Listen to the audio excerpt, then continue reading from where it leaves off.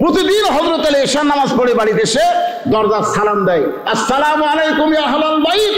কিন্তু সেই দিন দরজা এসে ডাকতেছে, হাসান হোসেনের মা, ও হাসান হোসেনের মা, দরজা খুলে দাও। ফাতেমা চুম করছে, কে রে? আর স্বামী সালাম ছাড়া কোনো কথা কয় না। আর একবার সালাম বাদ দেয়, আমার নাম ধরে ডাকতেছে। দৌড়ে গিয়ে দরজা খুলে বলতেছে, আসসালামু আলাইকুম। আলী বলতে ধন মনে নাই রে, সোনাল্লাহ প্রতিদিন সালাম দেয়। কিন্তু আজকে ফাতেমা দরজা খুলে যখন বলতেছে আসসালামু আলাইকুম, আলী বলতেছে আমার মনে নাই। ফাতেমা বলতেছে আপনি মনে হয় কিবা বাদ দেবার চাচ্ছেন, সেই জন্য আল্লাহ এটা কাটাই দিয়েছে।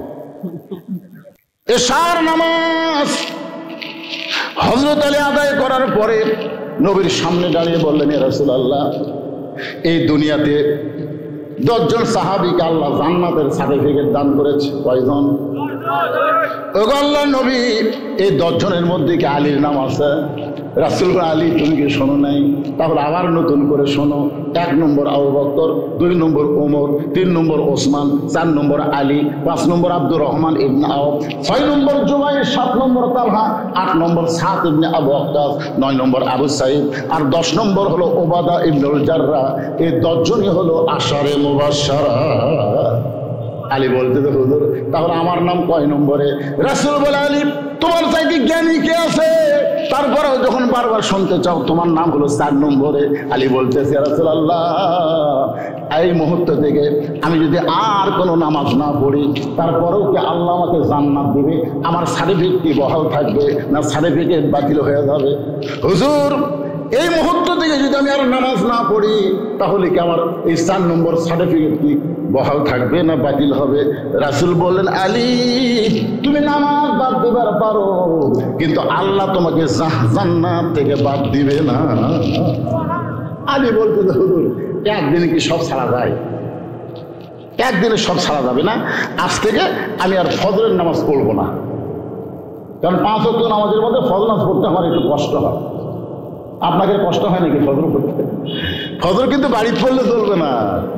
2 ওয়াক্ত নামাজ বাড়ি পড়াই যাবে না, জামাতের সাথে না পড়লে তার মধ্যে মুনাফিকি থাকবে। দরকার কথা ঠিক কিনা? একটা হলো ফজর আর একটা কি এশা। তাহলে আপনারা জানেন। আলী বলতে, হুজুর তাহলে আজ থেকে আমি ফজর পড়বো না। রাসূল বলেন, ঠিক আছে, ফজর যদি নামাজ পড়ো, এরপর আল্লাহ তোমাকে জান্নাত দেবে। যাও। হযরত আলী যখন মসজিদ থেকে বাড়ির দিকে যাচ্ছেন, এমন সময় আবু বকর নবীর সামনে গিয়ে বলে, ইয়া রাসূলুল্লাহ, এত বড় বেয়াদবি আলী করলো, এর কান সারাত কি একটা চর দিবার পারলেন না? হুজুর আপনার সামনে কেমন করে বললো আজ থেকে আর ফজর পড়বো না? এই কথাটা কেন বললো? আপনি কিছুই বললেন না। আবু বকর, তোমার কানটা আমার মুখের কাছে দাও। আবু বকর যখন কানটা মুখের কাছে দিচ্ছে, নবী ফিস করে বলতে, আবু বকর, নামাজ যদি জান্নাতের জন্য হয় তাহলে আলী নামাজ ছেড়ে দিবে, আর নামাজ যদি আল্লাহর জন্য হয় তাহলে শোনো, আলী গোটা দুনিয়া ছাড়বে, কিন্তু 1 ওয়াক্ত নামাজ ছাড়তে পারবে না। সবরি ও সালাত, একটু মনোযোগ দিয়ে শোনেন। নামাজ কার? না জান্নাতের? ইন্না সলাতি ওয়া নুসুকি ওয়া মাহইয়ায়া ওয়া মামাতি লিল্লাহি রাব্বিল আলামিন। বাড়িতে সে প্রতিদিন হযরত আলী এশার নামাজ পড়ে বাড়িতে এসে দরজার সালাম দেয়, আসসালামু আলাইকুম ইয়া আহলাল বাইত। কিন্তু সেই দিন দরজা এসে ডাকতেছে, হাসান হোসেনের মা, ও হাসান হোসেনের মা, দরজা খুলে দাও। ফাতেমা চুম করছে, কে রে? আর স্বামী সালাম ছাড়া কোনো কথা কয় না। আর একবার সালাম বাদ দেয়, আমার নাম ধরে ডাকতেছে। দৌড়ে গিয়ে দরজা খুলে বলতেছে, আসসালামু আলাইকুম। আলী বলতে ধন মনে নাই রে, সোনাল্লাহ প্রতিদিন সালাম দেয়। কিন্তু আজকে ফাতেমা দরজা খুলে যখন বলতেছে আসসালামু আলাইকুম, আলী বলতেছে আমার মনে নাই। ফাতেমা বলতেছে আপনি মনে হয় কিবা বাদ দেবার চাচ্ছেন, সেই জন্য আল্লাহ এটা কাটাই দিয়েছে। যারা সুন্নত বাদ দেয়, খালি করলে ফরজ পড়বো, আস্তে আস্তে দেখবেন ফরজও হেরে যায়। দরকার কথা ঠিক কিনা? আর যারা নফল সুন্নত সব কিছু তাজিমের সঙ্গে আদায় করে, ধৈর্য নিয়ে নামাজ পড়ে, দেখবেন তার কাছ থেকে কিছু হারে না, বরং আস্তে আস্তে 5 ওয়াক্ত ছাড়াও সে তাহাজ্জুদের মহব্বত শুরু করে। কথা কন না কেন? আর খালি এই সুন্নত না বললে হবে না, হুজুর সুন্নত না বললে হবে না। আরে পাগলা, 12 রাকাত সুন্নত পড়াই লাগবে। 12 রাকাত সুন্নত কয় রাকাত? হিসাব করেন, জোহরের 6 রাকাত, আগে 4 পরে 2, কত হলো? 6, মাগরিবের পরে 2, কত হলো? 8, এশার পরে 2, কত হলো? ফজরের আগে 2, কত হলো? এই 12 রাকাত সুন্নাত পড়াই লাগবে। এইগুলো অনেক ছেলেরা পড়বার চায় না। যতদিন নামাজ কায়েম না হবে ততদিন সুন্নাত পড়ে লাভ কি? আরে পাগলা, কায়েম হওয়ার আগে যদি তোর মৃত্যু হয়ে যায়, পড়ার দরকার আছে না নাই? এই ছেলেরা কি মনে করতে চায়? বিশ্বরি সালা একটু ভালো করে শুনবা। ফাতেমা বলতেছে, আপনি হয় কিছু বাদ দিবার চাইলেন। আলী বলতেছে, ফাতেমা আজকে ফজরে আজান দিলে খবরদার আমাকে যেন ঘুম থেকে ডাক দিও না। তোমার বাবার কাছে স্বীকার করেছি আজ থেকে ফজর পড়বো না, ফজর না পড়লেও আল্লাহ আমাকে জান্নাত দিবে। ফাতেমা মুস্কি মুস্কি হাসতেছে। হযরত আলীর এই কথা শুনে ফাতেমা মুস্কি মুস্কি হাসতেছে। হাসার কারণ হলো দুনিয়ার সবচাইতে স্বামীকে যিনি বেশি চেনে তিনি হলেন তার বিবি। স্বামীকে যিনি সবচাইতে বেশি জানে চিনি সেটাকে বউ। 43 বছর ওয়াজ করি, বিশ্বাস করে আজ পর্যন্ত আমার বউ কোনোদিন আমাকে হুজুর পাইনি। আমি বইয়ের মুখে হুজুর শোনার জন্য 500 টাকা লোক বাইর করে হাতে দেবো, একবার হুজুর করতো দেখি বইয়ের মুখে হুজুর শুনতে কেমন লাগে। আর বউ মুচকে মুচকে হাসে। হাসো কেন? বলে জনগণ আপনার চিনে না, এই জন্য হুজুর পায়। কিন্তু আমি তো আপনি চিনি, আপনি মালটা কি হুজুর হয় এত সহজ নয়। অথচ সর্বপ্রথম যিনি নবীর হাতে কলমা পড়েছেন তিনি হলেন নবীর বিবি খাদিজা। ধরে কোন কথা ঠিক না? সর্বপ্রথম এখানে হুজুর মাপকাঠি না, মাপকাঠি হচ্ছে আল্লাহর নবী। ধরে কোন কথা ঠিক? কথা বলেন ভাইজান, কথা বলা লাগবে তো। ইটা ধরছে ওটা ধরছে, 7 তরিকা 20 তরিকা কি নবীর তরিকা তোমার পছন্দ হয় না? আল্লাহ কোরআনে বলেছেন, আতিউল্লাহ ওয়া আতিউর রাসূল ওয়া আতিউল আমরি মিনকুম। আল্লাহ বলতে পারতেন, কিন্তু উলিল আমরি মিনকুমের ব্যাপারে আতিউ শব্দটা আল্লাহ বাদ দিলেন। কেন বাদ দিলেন? বাংলার মুসলমান এটা অনেকে জানে না। আপনি ইমামকে ধরেছেন বলে ইমাম ইচ্ছা মতো নামাজ পড়াতে পারবে না। ইমামকে ধরেছি ততক্ষণ নবীর তরিকা মোতাবেক নামাজ পড়াবা যতক্ষণ। ধরে কোনো কথা ঠিক কিনা? আমি পীর ধরবো ততক্ষণ, পীর নবীর তরিকার উপরে থাকবে যতক্ষণ। নবীর তরিকা বাদ দিয়ে তুমি সৃষ্টি বার করলে কোথা থেকে? নবীর তরিকা বাদ দিয়ে তুমি কাদরিয়া বার করলে কোথা থেকে?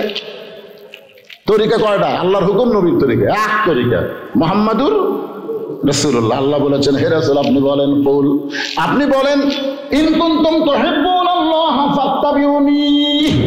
কেউ যদি আমি আল্লাহকে পাওয়ার চাই, আপনাকে ইত্তেবা করা ছাড়া পাওয়ার বুদ্ধি নাই। কিছু কিছু মুফাসসির ব্যাখ্যা করেছে যে আল্লাহকে মহব্বত করবে, নবীকে মহব্বত করবে, আল্লাহ তাকে মহব্বত করবে। এখানে মহব্বতের কথা বলা হয় নাই, এখানে ইত্তেবার কথা বলা হয়েছে। আল্লাহ নবীকে সবচাইতে বেশি মহব্বত করেছে নবীর চাচা আবু তালেব। এরপর আবু তালেবকে আল্লাহ জাহান্নাম দেবে, কারণ নবীকে ইত্তেবা করে নাই, মহব্বত করছে। আমরা নবীকে মহব্বত করব, নবীর প্রতি দরুদ পড়ি, নবীর সালাম করি মিলাদের ভিতরে, কিন্তু নবীর সমাজ গড়ার কাজে অনেকের দ্বন্দ্ব মনে বাজে। ধরে কোন কথা ঠিক কিনা? ফাতেমা বলতেছে, তাহলে আজ কাম করেন, আজকে আর আপনি বালিশে ঘুমান না, আজকে আমার উরাতের উপরে মাথা দিয়ে আপনি শুয়ে পড়েন, আমি সারা রাত আপনার মাথা টিপা দিব, চুল বিলকে কেটে দিব, আর আপনি আরামে ঘুম পাড়বেন। ফজরের আজান যেন আপনার কানও না পড়ে।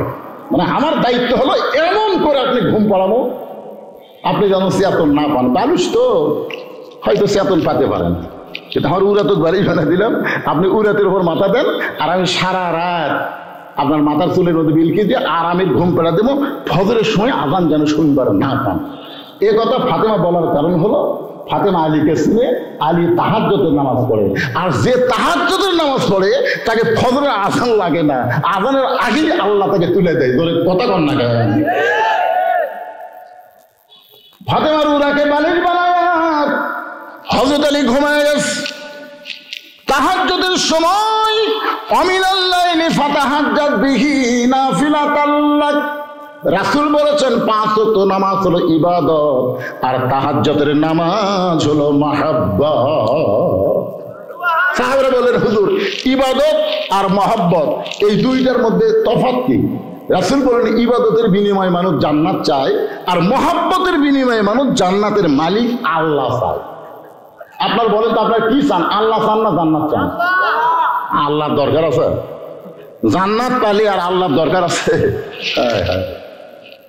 এক বান্দা আছে নামাজের সেজদায়, আল্লাহ ডাক দেয়, বলে তুই যতই নামাজ পড়ার সেজদা কর তাহাজ্জুদে, যতই নামাজ পড়ে সেজদা কর, ঠিকানা হলো জাহান্নাম। যেই বলছে জাহান্নাম, সঙ্গে সঙ্গে মাথা তুলে বলতেছে আলহামদুলিল্লাহ। আল্লাহ বলে এই পাগলা, তোকে আমি জাহান্নামের খবর দিলাম, তুই আলহামদুলিল্লাহ বললি কেমনে? পাগলা বলতেছে আল্লাহ এতদিন মনে করতাম আমার জায়গা নেই, কিন্তু আজকে আমার বিশ্বাস হয়ে গেল আমার একটা জায়গা আছে, তুমি আমাকে জাহান্নাম দিবে। আল্লাহ বলে জাহান্নাম মানে?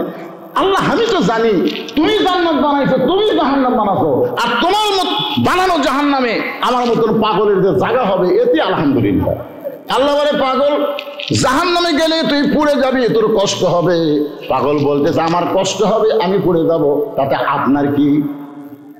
আমার যদি কষ্ট হয়, আমি যদি পুড়ে যাই, তাতে আপনার কি? আল্লাহ বলে পাগল রে, আমার মহব্বত কলিজার মধ্যে দিয়া কেউ যদি জাহান্নামের মধ্যেও যায়, আমি জাহান্নামকেও জান্নাত বানায়া দিব। তাহলে আমাদের ধরতে হবে কাকে? তাহাজ্জুদের সময় হইতে আলী মাথা উঠে বলতে, ফাতেমা তুমি ঘুমাওনি? না না, আপনি তো আমার উরাতকে বালিশ বানায় ঘুমায় গেছেন, তো উঠলেন কেন তাড়াতাড়ি ঘুমান? আরে পাগলি, তোমার বাপের কাছে কই আইছি ফজর পড়বো না, তাই বলে তাহাজ্জুদ ছাড়বো নাকি? তোমার আব্বার কাছে বলে আইছি যে আমি আজ থেকে ফজর পড়বো না, তাই বলে তাহাজ্জুদ ছাড়বো নাকি আমি? তুমি কি মনে করছো? ওদিকে করে তাহাজ্জুদের নামাজ পড়তেছে, পড়ার পরে আল্লাহর জিকির ফিকির মোরাকাবার মধ্যেই বেলাল আযান দিচ্ছে। হযরত বেলাল যখন আযান দেয়, রাসূল বলেন শুধু দুনিয়ার মুসল্লির কাম নয়, আল্লাহর আরশ পর্যন্ত বেলালের আযান পৌঁছে যায়। আরে হযরত আলী আযান শোনার সঙ্গে সঙ্গে হাব্বা জুব্বা গায়ে দিয়া মাথায় পাগড়ি পরে মসজিদ থেকে যখন রওনা দেয়, ফাতেমার সামনে দাঁড়িয়ে বলে স্বামী গো, আপনি বলেছেন আমার বাবার কাছে আপনি ফজরের নামাজ পড়বেন না, এরকম চেহারা নিয়ে আযান শোনার পরে আপনি কোথায় যান? আলী বলতেছেন ফাতেমা, এতদিন ভিতরে ঢুকে নামাজ পড়েছি, আজকে তোমার মাথায় হাত দিয়ে বললাম আমি ভিতরে ঢুকবো না, আমি বাহির থেকে নামাজের দৃশ্যটা একটু দেখতে চাই। এতদিন ভিতরে ঢুকে নামাজ পড়েছি, আজকে বাহির থেকে দেখতে চাই নামাজ সাহাবীরা কেমনে পড়ে, কারণ নামাজ পড়েছে কিন্তু পড়া দেখে নাই, আজকে বাহির থেকে নামাজ পড়ার দৃশ্যটা একটু দেখতে চাই। ফাতেমা বললেন ঠিক আছে আপনি চলে যান। বাজান সবাই মসজিদে ঢুকতেছে, নামাজের নিয়ত করতেছে, মসজিদ ঢোকার সঙ্গে সঙ্গে আপনি বসতে পারবেন না, 2 রাকাত সুন্নত নামাজ আদায় করবেন, তাহিয়াতুল মসজিদের সুন্নত, তারপরে ফজরের সুন্নত। যখন আমি মক্কা মদিনায় যাই তখন দেখি ওখানকার লোকেরা মসজিদ ঢোকার সঙ্গে সঙ্গে বসে না, আগে 2 রাকাত সুন্নত পড়ে। এটা হলো নবীর সুন্নত, জোরে কান সুবহানাল্লাহ। মহব্বত নিয়ে কথাগুলো শুনতে হবে। হযরত আলী বাহির থেকে দেখতেছেন বারান্দায় একজন সাহাবী 2 রাকাত সুন্নত নামাজ পড়তেছে, ওই সাহাবীর নাম হলো হযরত আবু যর গিফারি। আবু যর গিফারি 2 রাকাত সুন্নত নামাজ পড়তেছে, আলী দেখতেছে যখন রুকুতে গেল কত রুকু যাচ্ছে না, সুবহান রাব্বিল আযীম বলে, সুবহান রাব্বিল আযীম বলে, আমার আল্লাহর সঙ্গে নিজের কলিজাকে একাকার করে দিচ্ছে, জোরে গান সুবহানাল্লাহ। এই দৃশ্য দেখার পরে আলী আর বাইরে থাকতে পারে না, আবু যর গিফারির পাশে দাঁড়ায়া ফজর 2 রাকাত সুন্নত নামাজ আদায় করলো। সুন্নত পড়া যখন শেষ, আবু যর গিফারি আলীর হাতের উপর হাত দিয়ে বললেন ভাইজান, আপনি না কাল এশার নামাজের সময় বললেন আপনি ফজরের নামাজ পড়বেন না, তাহলে আমার পাশে দাঁড়ায় আপনি কি বললেন? আলী বলতে আমি ফজর পড়ছি। তুই বল আমি ফজর পড়ছি, আমি ফজরের সুন্নত পড়ছি, আমি কি বলছি ফজরের নামাজ পড়বো না। সর্বমোট 17 রাকাত নামাজ হলো আল্লাহর পক্ষ থেকে নবী পাইছে, সেটা হলো ফজরের 2 রাকাত, যোহরের 4 রাকাত, আসরের 4 রাকাত, মাগরিবের 3 রাকাত, এশার 4 রাকাত। এই 17 রাকাত নামাজের 2 রাকাত এই পড়ো না রে, তাই বলে সুন্নত পড়া যাবে না? আবু যর গিফারি মুখ হাত দিয়েছে। মুখ হাত দেওয়ার কারণ হলো আল্লাহ রাসূল বলেছেন আমি যখন থাকবো না, তোমাদের কোনো কিছু যদি দরকার হয় আমার আলীর কাছে জেনে নিও। আনা মাদিনাতুল ইলমে ওয়া আলী ও বাবুহা, আমি হচ্ছি এলেমের শহর, আলী হচ্ছে তার দরওয়াজা, জোরে করে সুবহানাল্লাহ। এই কথা বলার পরে প্রত্যেকটা সাহাবী আল্লাহর নবীর পরে হযরত আলীকে ওস্তাদের মতন সম্মান করতেন, জোরে করে সুবহানাল্লাহ। আর আবু যর গিফারি ছিল হযরত আলীর অত্যন্ত আপন বন্ধু। অত্যন্ত আপন কে? আপন বন্ধু বোঝেন? যখন ফাতেমা গভীর রাত্রে স্বামীকে বুকের মধ্যে নিয়ে বলতে, স্বামী গো আপনি জানেন আজকে রাত্রেবেলা আমার মৃত্যু হবে, আল্লাহ তাআলা আমার দোয়া কবুল করছে, আজকে রাত্রে আমার মৃত্যু হবে। গাছের গোড়া যেরকম পড়ে যায়, আলী তেমনি ফাতেমার বুক থেকে মাটি পড়ে গেলেন। ফাতেমা মুচকি মুচকি হেসে স্বামীর মাথাটা উড়াতে নিয়ে বলতে, স্বামী গো আপনি এত বড় জ্ঞানী হয়ে, এত বড় বীর হয়ে আমার মরার খবর শুনলে আপনি কাঁদতে কাঁদতে পড়ে গেলেন। আপনি কি জানেন আমার মৃত্যুর পরে 3টা কাজ আপনার করা লাগবে? আলী বলতে, ফাতেমা কি কাজ করবো? বলে 1 নম্বর কাজ হলো ইনকে দুর্বল হয়ে পড়ে তাই কাঁদলে হবে। 1 নম্বর কাজ হলো রাতের অন্ধকারে আমাকে দাফন করা লাগবে, এটা হলো 1 নম্বর কাজ। 2 নম্বর কাজ হলো আমার জন্য কোনো জানাজার ব্যবস্থা করবেন না। আর 3 নম্বর দায়িত্ব হলো আমার লাশটা খাটনি তুলবেন না, কান্দে করে নিয়ে কবর দেওয়া লাগবে। আমার জন্য আপনার কবর যদি খুঁড়তে কষ্ট হয়, তাহলে আপনার একান্ত আপন বন্ধু কেউ যদি দুনিয়াতে থাকে তারে বলবেন সে যেন গোপনে আমার কবরটা খুঁড়ে দেয়, কিন্তু দুনিয়ার কোনো মানুষকে যেন কবরের খবর না দেয়। হযরত আলী চোখ বন্ধ করে চিন্তা করলেন, আমার আপন বন্ধু। ফাতেমা বললেন, আপনার আপন বন্ধু কেউ যদি থাকে গোটা দুনিয়াতে, আমার সবচাইতে আপন বন্ধু হলো আবু যর গিফারি। সবচাইতে আপন বন্ধু। চুপ, মুখ হাত দিয়ে চুপ। আবু যর গিফারি মনে মনে চিন্তা করে, মসজিদের বারান্দা ঢুকা যখন ফজর পড়েছে, ভিতরে ঢুকবি না, দেখা যাক। নবীর সামনে মেয়ে ওয়াদা করলে, কথা কয়ে গেলে ফজর পড়বা না, আর তুমি সুন্নত করলে। কিছুক্ষণ পরে যখন জামাতের সময় হয়েছে, তখন মুয়াজ্জিন আকামত শুরু করছে। মুয়াজ্জিন যখন জামাতের শুরু হয় তখন কি কয়? আকামত দেয় না? আকামতের মধ্যে কিন্তু একই শব্দ 2 বার বলে, সেটা হচ্ছে কদ কামাতিস সালাহ, কদ কামাতিস সালাহ, যেটা আযানের মধ্যে নাই, আকামতের মধ্যে আছে। আপনারা বলেন ভাই, কদ কামাতিস সালাহ মানে কি? এই কদ কামাতিস সালাহ শোনার পরে কেউ যদি চেয়ারত বসে থাকে আর চেয়ারের পাশে যদি কেউ দাঁড়িয়ে থাকে, তাহলে এই 2টাই নামাজ হবে না। ওই যে ব্যক্তি চেয়ারের পাশে দাঁড়িয়ে আছে, ওই আরো 3 জনক ডাকা লাগবে, ওর উপর ডাকা ওয়াজিব। আমার আহসানু কওলাম মিম্মান দাআ ইলাল্লাহ ওয়া আমিলা সলিহান ওয়া ক্বালা ইন্নানী মিনাল মুসলিমিন। আরো 3 জনক ডাকা লাগবে, ভাই আসো। ওরা 3 জন মিলে 4 জন। কি করা লাগবে ভাই? চেয়ারে 4টা পাও, আমরা 4 জন কান্দ দিই অসহ। যে বসে আছে চেয়ারত অসহ 4 জন চেয়ার কান্দ দিয়ে বারান্দা এনে থোয়া লাগবে। খালি লোক তো হাঁটতে পারে না, উঠা পারে না, ওই তো শাইন করে নিয়ে এসে চেয়ারত বসে থাকতো না, কি কম শাইন করে নিয়ে এসে বসে থাকতো, হেঁটে হেঁটে আসছে। কথা বলেন না কেন? কথা বলেন না কেন? যে ব্যক্তি হেঁটে হেঁটে মসজিদ আসে তার বসার কথা কে বলেছে? নামাজের ভিতরে বাহিরে 13টা ফরজ, তার মধ্যে একটা ফরজ হলো দাঁড়িয়ে নামাজ শুরু করা। বলে কথা বলেন না, কথা বলেন না কেন? আল্লাহ কোরআনে বলেছেন, কুম মানে কি? দাও লিল্লাহি, কার জন্য? কোয়ালিটিন, আনুগত্য নিয়ে দাঁড়াও, সিনার টান করে দাঁড়ানো হবে না।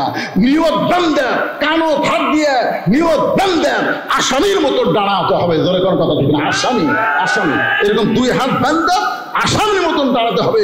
কোনো দিকে নজর চলবে না, যেখানে সেজদা দেবেন ওই দিকে আপনার দৃষ্টি থাকবে, মুখ থাকবে কাবার দিকে। জোরে কোন কথা ঠিক না? আর তুমি নিয়ে চেয়ারের পয়সা পাও ঝুলেছে, ইয়ার কিভাবে চাল্লার ঘর কি বসে থাকবেন? 10 কেজি ব্যাগলে বাজার করে ভ্যানারা বলছে, চাচা মুরব্বী হয়ে গেছে, ভ্যানার চড়ে বাইক ছুঁয়ে আসবে না, তুই 10 টাকা দেবো, টাকার দাম নেই, হাঁটে বাড়ির যাবো। এই 10 কেজি ব্যাগ নিয়ে 1 কিলো রাস্তা হাঁটে বাড়িতে আসে। আর মসজিদের মধ্যে গেলি, আমি বল পাই না বাবা, আমি বল পাই না বাবা। তো পাত খালি মারা দরকার, তুই বল পাস না। কে এরকম মুসল্লি আপনার এলাকার দিতে থাকে? কারণ মসজিদের মধ্যে ঢুকলে, শোনেন, মসজিদের মধ্যে ঢুকলে আপনি যে 27 গুণ সওয়াব পাবেন। কি কারণে পাবেন? সুন্নত নফলের জন্য। কথা বলেন না কেন? সুন্নত নফলের জন্য আপনি 27 গুণ দিবেন। জামাতে নামাজ পড়লে 27 গুণ। আর জামাতে নামাজ পড়লে শুধু মানুষ দাঁড়ালেই হবে না, কাতার সোজা করে দাঁড়াতে হবে। ধরে করে কথা ঢুকবে না। গ্রামের লোক কাতার সোজা করে পারবে না বলে একটা কাতারের দাগ আছে, আসলে নাই? মসজিদে দেখবেন একটা কাতারের দাগ করে দিচ্ছে। আগে তো দাগ ছিল কাটা, এখন দাগ আর টাইপ দিয়ে দাগ করে দিচ্ছে। এই টাইপে কিভাবে দাঁড়াবেন? আগালি মিল করে দাঁড়ালে হবে না, গোড়ালি মিল করা লাগবে।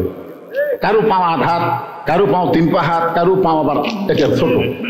ছোট পায়ের আগার সাথে যদি মিল করেন তাহলে আগালি মিল করলে হেঁটা উঁচু হয়ে যাবে। এই জন্য গোড়ালি মিল করে প্রত্যেকটা মুসল্লি গোড়ার সাথে গোড়ালি মিল করে কাতার সোজা করা লাগবে। যে ব্যক্তি সিয়ারত বসে নামাজ পড়তেছে ওর পায়ের গোড়াকুটি, আপনারা বলেন তো সামনে কাতারে ফাঁকা থুয়া পিছনে কাতারে দাঁড়ালে হবে? তাহলে সেই লোকটা সিয়ারত বসে আছে ওর সাথে আপনার কাতার যখন সোজা হচ্ছে না তাহলে ওই জায়গা ফাঁকা। তাহলে যত কাতার পিছনে আছে সমস্ত কাতার মাকরু হয়ে গেল, আর সব কাতার মাকরু করবেন ওই এক সিয়ারের জন্য। দরকার হলে সিয়ারের বিরুদ্ধে আন্দোলন শুরু করা লাগবে। ধরে গেল ঠিক কিনা? আজ থেকে 10 বছর আগে 20 বছর আগে বাংলাদেশের কোন মসজিদে সিয়ার ছিল না। এরা কুটিরে পানো তো আমরা সৌদি আরব থেকে পাচ্ছি হুজুর, সৌদি আরব দলিল। আজকে ফিলিস্তিন মুসলমানকে ইসরায়েল মারতেছে, সৌদি আরব খালি একটা হুঙ্কার মারলে ইসরায়েলের পেশাব বার হয়ে যাবে। জোরে করবো কথা কর না কেন? সৌদি আরব দেখে আমরা সিয়ারত করছি। সৌদি আরব তোমার দলিল, আল্লাহর কোরআন কি কয়, নবীর হাদিস কি কয় সেটা তোমাকে দেখা লাগবে। আল্লাহর কোরআন বলতেছে লা ইকাল্লিফুল্লাহু নাফসান ইল্লা উসাহা, তোমার কষ্ট হবে এমন কিছু আমি আল্লাহ তোমাকে চাপাই দেয়নি। তুমি যদি ড্রাইভার না পারো বসে নামাজ পড়ো, বসে যদি না পারো শুয়ে থাকা নামাজ পড়ো, শুয়ে থাকা যদি না পারো ইশারার দ্বারা নামাজ পড়ো, নামাজ পড়ো। কিন্তু যতদিন দাঁড়াবার পারবো ততদিন তুমি জামাতে পড়ো। যখন আর দাঁড়ানোর মতন তোমার বয়স থাকবে না, তোমাকে আর বসে থেকে মসজিদে যাওয়া লাগবে না, তুমি বাড়ি পড়ো। কারণ সারা জীবন সরকারি চাকরি করা লাগে না পাগলা। 60 বছর পর্যন্ত সরকারি চাকরি করো, তারপরে সরকার তোমার দায়িত্ব নিবি, মরা পর্যন্ত পেনশনের বেতন দিয়ে দিবি। জোরে কোন কথা ঠিক কিনা? তো সরকার যদি মরা পর্যন্ত পেনশন দিবার পারে আল্লাহ পারবে না? জোরে কোন আল্লাহ পারবে না? কিন্তু যৌবন বয়সে নামাজই ধরেনি। যখন সরকারি চাকরির বয়স, কতগুলো লোক আছে দেখবেন সারা জীবন ঘুষের চাকরি করছে, ওরা যেই চাকরি রিটায়ার করছে ওই এখন নামাজ দিয়ে বলতেছে আল্লাহ আর আমি জীবনে ঘুষ খাবো না, আল্লাহ আল্লাহ আমি তওবা করতেছি, আল্লাহ আমি আর জীবনে ঘুষ খাবো না। দুই কান্দের ফেরেশতা বলতেছে আল্লাহ এই শয়তানি কান্দ থেকে কি লাগলো? যতদিন ঘুষের চাকরি করছে ততদিনই তওবা করেনি, যেই চাকরি গেছে আর কান্দিচ্ছে। যখন যুবক ছিল তখন মসজিদ যায়নি, ও বুড়া বয়সে যখন হবে চামড়া ঢিল আল্লাহর সাথে দিচ্ছে মিল তাও সিয়াল লিয়া। যেই মাত্র কতকামাদের সালাত সঙ্গে সঙ্গে হযরত আলী মারছে দৌড়, আর বসা নাই, এক দৌড়ে গিয়া এবার আবু বকর আর ওমরের মাঝখানে 2 হাত ঢুকে দিছে। হাতত শক্তি আছে না নাই? আলীর হাতত কেমন শক্তি? মেলা করে হবে। বাম হাতে কামুজ দুর্গের দরজা, এরকম দরজা, কামুজ দুর্গের দরজা, যে দরজা 100 জন মানুষ আলগা করতে পারে না, সেই দরজা হ্যাঁচকা টান মারছে, এরকম টান মারছে, আর দরজা হাতের মধ্যে আইছে বাম হাতত। এই দরজা থেকে কাফের আর ময়দানে থাকে, সব কাফের তখন পলাই গেছে, তখন দরজা ফেলা দিয়েছে, 80 গজ দড়িয়ে পড়ছে। তাহলে কি ওই দরজার জন্যই তো আল্লাহ তাকে একটা ডিগ্রি দিয়েছে আসাদুল্লাহিল গালিব। ইসলামকে গালিব করার ব্যাপারে আলী হচ্ছে আল্লাহর সিংহ। করে কোন সুবহানাল্লাহ। দুইজনের মধ্যে এরকম চাঁড়া দিয়া মাঝখানে ঢুকে আল্লাহু আকবার। 2 ওয়াক্ত নামাজের সালাম ফিরে নবী সাহাবীর দিকে মুখ ঘুরায়। একটা হলো ফজর, একটা হলো আসর। এই 2 ওয়াক্ত নামাজের পরে কোনো সুন্নত নফল নাই, আছে নাকি? আসরের পরে কোনো সুন্নত নফল, সূর্য অস্ত যাওয়ার আগে আসর আদায় করলে আর কোনো নামাজ পড়া যাবে না। আবার ফজরের নামাজের পরে সূর্য উদয় হওয়ার আগে আর কোনো নামাজ পড়া যাবে না। এই জন্য রাসূল সাহাবীর দিকে মুখ ঘুরাই, মুখটা ঘুরাই দেখে তিরি রত্ন বোঝেন না? 3টা রত্ন, 3 স্টার। আবু বকর খালি মুচকি মুচকি হাসতিত। তোর খবর আমি নবীর কাছ থেকে এসার সময় পাইছি রে। সুবহানাল্লাহ। কেন আবু বকর নবী কানে কানে কয়নি? দরকার কইছে কি কয় নাই? আবু বকর মুচকি মুচকি হাসতেছে। কিন্তু নবী একটু রাগ করলেন, নবী সহজে রাগ করেন না, কিন্তু নবী 2-3 বার রাগ করতেন। একবার প্রথম রাগ করছেন আযান দেওয়ার পরে, কোন মুসলমান দাবি করে কেউ যদি পুরুষ মানুষ বাড়িতে নামাজ পড়ে, ওই বাড়ির প্রতি আমার এমন রাগ হয়ে যায়, আমি যেন হুকুম দেই আগুন দিয়ে বাড়ি পুড়ে দাও। দেখছেন নবী রহমাতুল্লাহ আলাইহি রাগ দেখছেন? এ মরদ মানুষ কুটি নামাজ পড়েন, হ্যাঁ, মসজিদে পড়লে কোনো সমস্যা নাই। যদি কেউ বাড়িতে পড়ে, ওই বাড়ির প্রতি আমি নবী এত রাগ হয়ে যায়, আমি যেন বলে আগুন দিয়ে বাড়ি পুড়ে দাও, কিন্তু পুরানোর হুকুম দিলাম না। ওই বাড়িতে ছোট বাচ্চা আর নারী থাকে। এখান থেকে বোঝা গেল পুরুষ মানুষ ইচ্ছা করে অলসতা করে জামাত বাদ দিয়ে বাড়িতে নামাজ পড়লে জোরে। পিছনে লোকের আপনাকে রাগ করে আবার শুনতেছেন নাকি বাবান? একটু মনোযোগ দিয়ে শোনেন। আল্লাহ রাসূল একটু রাগ করে, আলী বসে কেন, দাঁড়াও দাঁড়াও। সঙ্গে সঙ্গে হযরত আলী দাঁড়িয়ে গেছে। রাসূল বলে, আলী সমস্ত সাহাবীর সামনে তুমি আমাকে বলেছো একবারে সব বাদ দেওয়া যাবে না, আজ থেকে ফজর বাদ দিলাম, আজ থেকে ফজর বাদ দিলাম। তুমি ফজর বাদ দিয়ে চলে গেলে, আবার সবার সামনে কাতারে আবু বকর ওমরের মাঝখানে তোমাকে দেখতে পাই। আলী রে, যে লোকটা বললাম ফজর বাদ দিলাম, সেই লোকটা আবার সামনে কাতারে আদায় করলাম। এটা যতক্ষণ তুমি না বলবা ততক্ষণ পর্যন্ত তুমি বসতে পারবা না। ওই যে দাঁড়াইছো দাঁড়াইছো, দাঁড়ায় তোমাকে থাকতে হবে। আলী ছোট বাচ্চার মতো শুধু কাঁদতেছে, ছোট বাচ্চার মতন কান্দে। রাসূল বলে, আলী কেন কাঁদতেছো? আলী বলতেছে, রাসূলুল্লাহ আমি বহু চেষ্টা করেছি নামাজ বাদ দিব, কিন্তু আমি নামাজ ছাড়তে চাইলে কি হবে, নামাজি আমাকে ছাড়ে না। সঙ্গে সঙ্গে নবী আলীর কপালে একটা চুমা দেবেন। আলী রে, এই নামাজ জান্নাতের জন্য নয়, এই নামাজ হলো আল্লাহর জন্যে। আর আল্লাহর জন্য যখন কেউ নামাজ আদায় করবে, তার জন্য আর কোনো কিছুই লাগবে না। ওই নামাজই তাকে যাবতীয় বেহুদা খারাপি ফাহিশা কাজ থেকে হেফাজত করে দিবে। এখন আমাদের বাংলাদেশে মুসলমান শতকরা 92 ভাগ। শতকরা কত ভাগ? নামাজি কত ভাগ? আমার কয়, হুজুর আপনাকে যদি বেনামাজি ভোট না দেয়, তাহলে আপনারা গেলেই তো নামাজের বিল পাস করবেন। আর বেপরদা মেয়েরা যদি আপনাকে ভোট না দেয়, তাহলে আপনারা ভোট পাবেন। আমি চিন্তার মধ্যে পড়ে গেলাম, কারণ হিসাব করে দেখি আমাকে এলাকার বেনামাজি বেশি আর বেপরদা বেশি। প্রত্যেকটা মেয়েদের কানে কানে বলতেছে, ওই দলের নাম ভোট দিস না। ওরা ভোট পায় কিন্তু পর্দার আইন ফরজ, পর্দা মানা ফরজ, ফরজ আইন চালু করে দিবি, তখন কিন্তু বাড়ির থেকে ভাড়া করবো না, এর বস্তার মধ্যে বন্দি থাকবো, খবরদার ওই মার্কার যান মারিস না।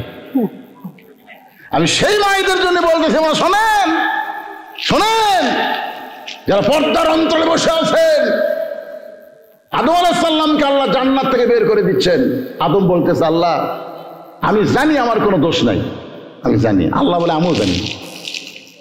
তুই কি জানিস আদম একটু বল। আদম বলতেছে, আল্লাহ আমি জানি, আমি গন্ধমের কাছে যাইনি, গন্ধম ফল আমি খাইনি, গন্ধম ফল যে শরবত করা হাওয়া আমারে খাওয়াইছে, এটা আমি জানবারও পারিনি। যখন জানছি ওই শরবতের মধ্যে গন্ধম আছে, তখন আমি ডান হাত মুখের মধ্যে ঢুকাই দিয়ে আমি রক্ত বমি করছি। এখন বলো আল্লাহ আমার দোষ কোথায়? আল্লাহ বলতেছে, আদম সত্যি করে বল, হাওয়া তোর কি হয়? তো বলে, হাওয়া আমার বউ হয়। আল্লাহকে, আদম হাওয়া তোমার কে হয়? বলতেছে বউ হয়। আবার বলে, আদম হাওয়া তোমার কে হয়? বলে আমার বউ হয়। আল্লাহকে 3 বার বললাম, 3 বারে তুমি বউ বললে, তাহলে হাওয়া গন্ধম গাছের কাছে গেল, তখন তুমি কোথায় ছিলে? আদম কয়, আল্লাহ আমি তো খেয়াল করিনি। আচ্ছা, হাওয়া যে গন্ধম ফাড়া খালো, শয়তান ওয়াজ শুনলো, শয়তানে যখন হাওয়া ওয়াজ শুনলো, 4 জলসা জি বাংলা যখন হাওয়া জাতিরা দেখলো, তখন তুমি কোথায় ছিলে? শয়তান ওয়াজ বোঝেন না? শয়তান ওয়াজ বোঝেন না? বোঝেন না? ভারতের কোন চ্যানেল বাংলাদেশে চলতে দেওয়া? ভারত হলো মুসলমানের শত্রু। এই ভারত হলো মুসলমানের শত্রু। বাবরি মসজিদ ভাঙ্গে ভারত মুসলমানের কলজার মধ্যে হাত দিয়েছে।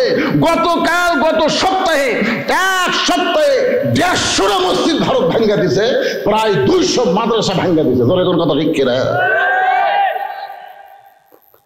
এই জন্য আল্লাহর ওলি বলতো, বাংলাদেশের জনগণ যখন গাছের গোড়া ঢোকা মারবি, তখন দিল্লির মামু বাড়ি গিয়ে পড়বা। ধরে কোন কথা ঠিক কিনা? সব দিল্লির গেছে। যা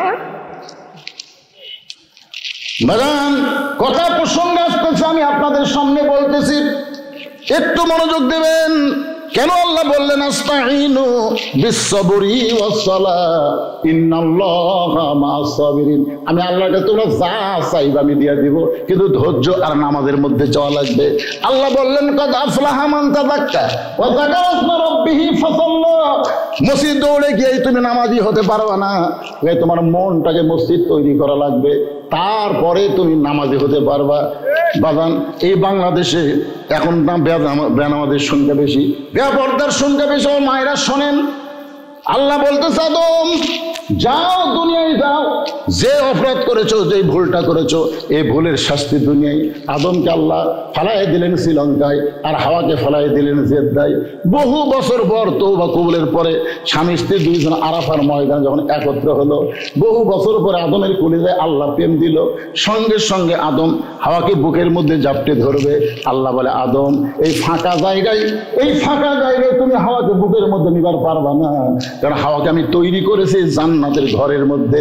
হাওয়াকে তৈরি করছে কোথায়? জান্নাতের ঘরের মধ্যে। আদমকে আমি আল্লাহ তৈরি করছি মাটি দিয়া, আর মাটির উর্বর শক্তি হলো বাহিরে। ঘরের মধ্যে যত সার্কল দিয়ে গাছ লাগান, ঘরে কিন্তু গাছ হবে না। ওই বাহিরে ফাঁকা জায়গায় গাছ লাগান, গাছটা কিন্তু আপনার ভালো হবে। মাটি যত বাহিরে থাকবে, মাটির শক্তি তত বেশি হবে। আর হাড় থাকবে ভিতরে।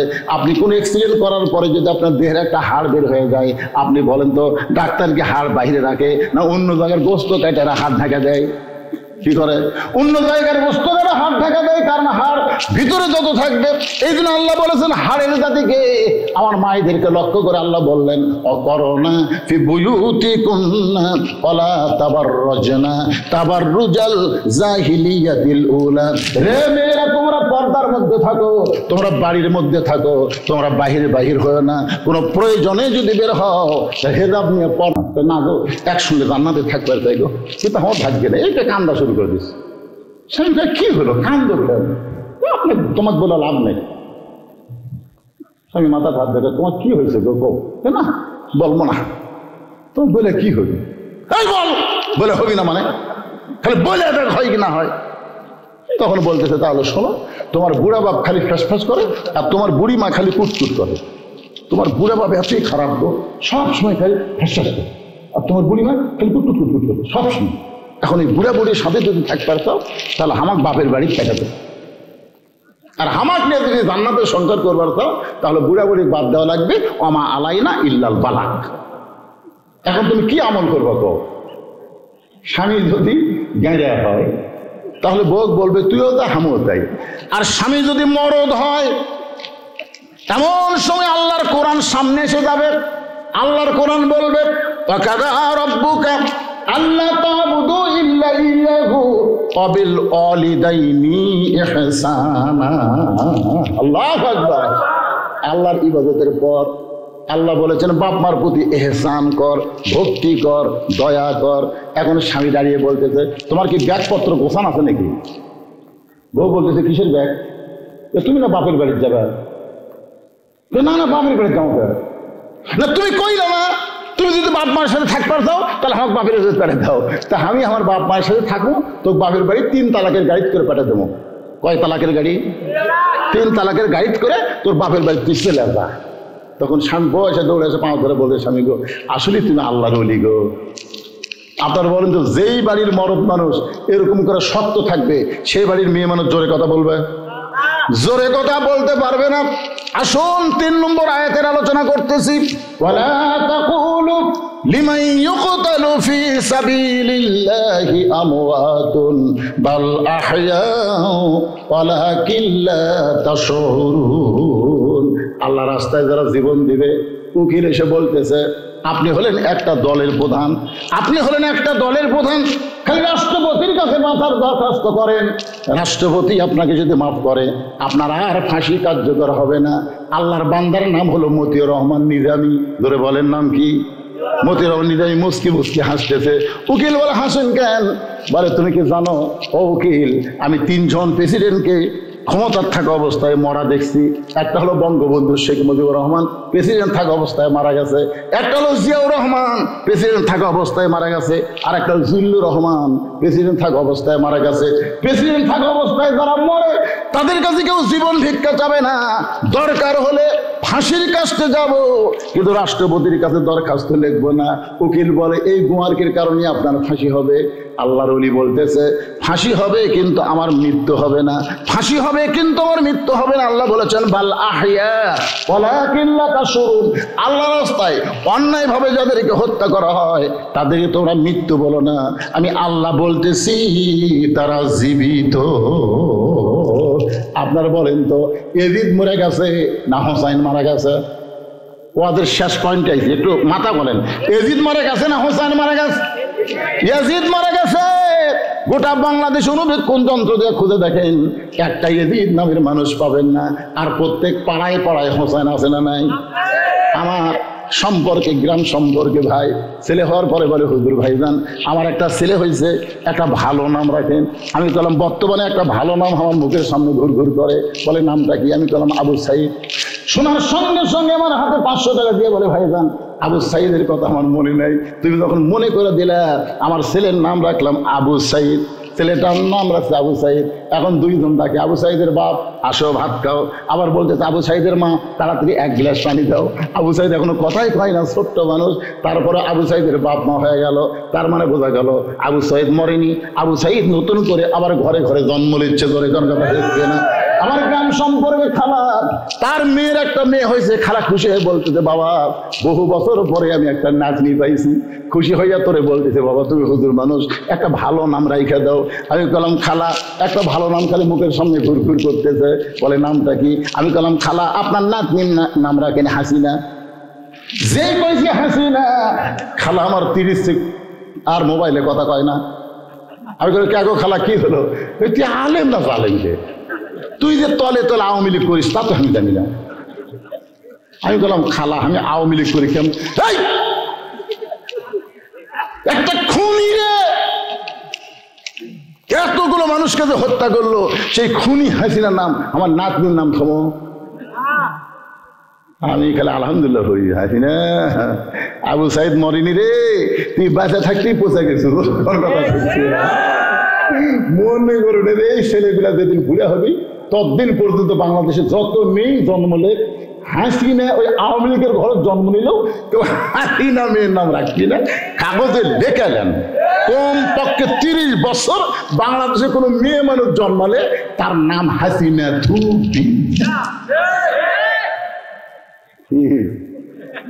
আল্লাহর কোরআনের আয়াত, আল্লাহ রাস্তায় যাদেরকে হত্যা করা হয় তাদেরকে তোমরা মৃত্যু বলো না, তারা জীবিত, তারা অমর। আল্লামা সাইদি মরে নাই, তোমরা তাকে হত্যা করেছো। গোটা বাংলাদেশে দেলোয়ার হোসেন নাম শুনলেই মানুষের ভিতরে একটা আলাদা মহব্বত পয়দা। কথা কন না ভাই, কথা কন না। আল্লামা সাইদি তুমি মরনি, শহীদ হয়েছো আমরা এটাই জানি। সবাই ইস্তেগফার করেন, আস্তাগফিরুল্লাহ রাব্বি মিন কুল্লি জামবি ওয়া আতুবু ইলাইহি লা হাওলা ওয়ালা কুওয়াতা ইল্লা বিল্লাহিল আলিয়্যিল আযীম। আল্লাহুম্মা সাল্লি আলা মুহাম্মাদ, আল্লাহুম্মা বারিক আলা মুহাম্মাদ। যে ছেলেরা কষ্ট করে মেহনত করে আজকে জান্নাতের বাগান লাগাইছে, তাদের জন্য একটা দোয়ার দরকার আছে না নাই? আল্লাহুম্মা আমিন। এই মোনাজাত করে যান, বসেন সবাই বসেন। বাড়িতে যাওয়ার পারবেন কিনা কি গ্যারান্টি আছে? আপনি বাড়ি যাওয়ার আগে হয়তো হাসপাতালে যাওয়া লাগতে পারে, বসেন। আল্লাহুম্মা আনতাস সালাম ওয়া মিনকাস সালাম তাবারাকতা ইয়া যাল জালালি ওয়াল ইকরাম। আয় আল্লাহ তাআলা, কঠিন গরমের ভিতরে আমার পিছন দিকে ফ্যান দেওয়া হয়েছে, তারপরও শরীর ঘামতেছে। আর তোমার বান্দারা এত গরমের ভিতরে ঘামে ভেজা শরীর নিয়ে আল্লাহ ঘন্টার পর ঘন্টা বসে বসে কোরআন হাদিসের ওয়াজ শুনেছে। আল্লাহ মেহেরবানি করে আজকের এই মাহফিল আমাদের সকলের হেদায়েতের জন্যে, নাজাতের জন্যে, জান্নাতের জন্যে কবুল করে নাও। এই মাহফিলের শুরু থেকে শেষ পর্যন্ত যত আলোচনা হয়েছে আল্লাহ, এর মধ্যে যদি ত্রুটি হয়, ভুল হয়, মাফ করে দাও। এর যা হাদিয়া মঞ্জুর করো সোনার মদিনায় নবী পাকের রওজা মুবারকে আল্লাহ কবুল করে নাও। तमाम अंबिया केराम, असहाबे केराम, ताबिनी केराम, तबा ताबिनी केराम, तमाम पृथिवीर बाटिर निचे যত মুমিন মুমিনা শুয়ে আছে আল্লাহ সকলের আরওয়াহ হাদিয়া কবুল করো। আল্লাহ আমরা যারা হাত তুলেছি, আমাদের মধ্যে জনম দুঃখী মা যাদের কবরের ঘরে চলে গেছে, আল্লাহ গো যাদের দরদের বাপ আজকে অন্ধকার কবরে চলে গেছে, রব্বির হামহুমা কামা রব্বায়ানি সগীরা। আল্লাহ বাবার কবরকে জান্নাতের টুকরা বানিয়ে দাও। আমাদের দাদা দাদি নানান আত্মীয় স্বজন শ্বশুর শাশুড়ি যাদের কবরের কাছে মাফ করে দাও। আয় আল্লাহ তাআলা, আয় আল্লাহ, যেই যুবক, যেই বান্দারা, যেই গ্রামের বাসিন্দারা আজকে কষ্ট করে মেহনত করে এত সুন্দর আয়োজন করেছে আল্লাহ, তাদের সকলকে কোরআনের কর্মী হিসাবে কবুল করে নাও আল্লাহ, তাদের সকলকে নামাজি হিসাবে কবুল করে নাও। আমার মা বোনের যারা পর্দার অন্তরালে বসবাস শুনেছে, আবিদা সালিয়া পর্দানিশি কবুল করে নাও আল্লাহ। ফিলিস্তিনের মুসলমানকে বিজয় দাও আল্লাহ, গাজার মুসলমানকে ধৈর্য দাও। যারা চলে গেছে দুনিয়া ছেড়ে শাহাদত হিসেবে তাদের কবুল করে নাও।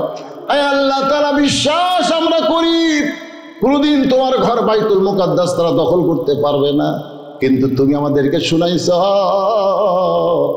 আল্লাহ, আব্রাহা বাদশাহ ছিল তোমার কাবা ঘর ধ্বংস করতে, তুমি আবাবিল পাখি দিয়া তুমি কাবারে হেফাজত করেছ।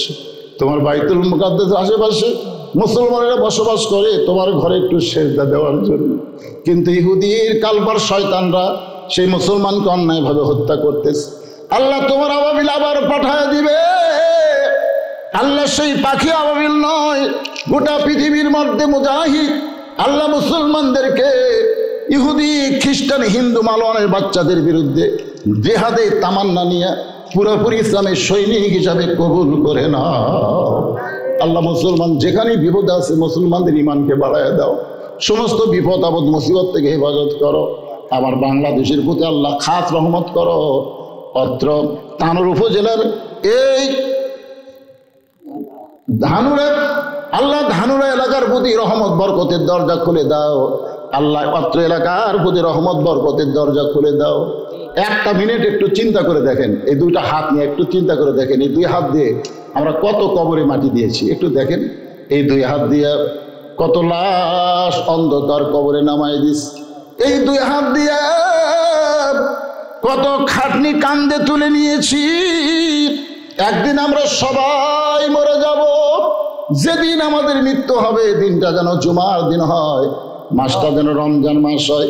ইমানের সাথে ইজ্জতের সাথে এ দুনিয়া থেকে বিদায় নেওয়ার তৌফিক দিও আল্লাহ। কোরআন শুনতে ভালো লাগে, কোরআনের দেশ, কোরআনের পার্লামেন্ট, একটা বারের জন্য হলো আমাদেরকে দেখার তৌফিক দিয়া দিও আল্লাহ। ছেলেরা আমিন আমিন করতেছে, যুবকের আল্লাহ, এই যুবকগুলোকে আল্লাহ তুমি হেদায়েত দাও আল্লাহ। এদের হাতেই ফ্যাসিস্ট মুক্ত বাংলাদেশ পাইছি আল্লাহ। তরুণরা জাগ্রত না হলে আমরা বুড়োরা ঘরের মধ্যে লুকিয়ে অনলাইনে মিটিং করতাম আল্লাহ। আজকে সেই তরুণ যুবক যারা শহীদ হয়ে গেছে, দুনিয়া থেকে চলে গেছে, তাদেরকে শাহাদাতের মর্যাদা দিও। এখনো যারা হাসপাতালে কাতরাচ্ছে আল্লাহ, তাদের প্রতি তুমি খাস রহমত করো। সুবহানা রাব্বিকা রাব্বিল ইজ্জাতি আম্মা ইয়াসিফুন ওয়া সালামুন আলাল মুরসালিন আলহামদুলিল্লাহি রাব্বিল আলামিন। ওয়াজাল আখিরাতি কালিমাতুনা ইনদাল মাউতি। সকলে পড়েন লা ইলাহা ইল্লাল্লাহু মুহাম্মাদুর রাসূলুল্লাহ সাল্লাল্লাহু আলাইহি ওয়াসাল্লাম।